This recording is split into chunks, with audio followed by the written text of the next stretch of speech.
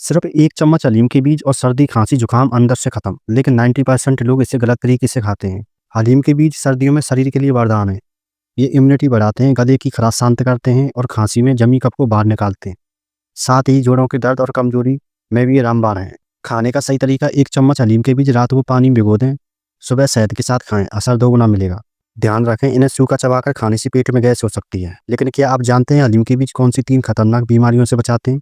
अगली वीडियो में पूरा सच जानेंगे। चैनल को सब्सक्राइब करें। धन्यवाद।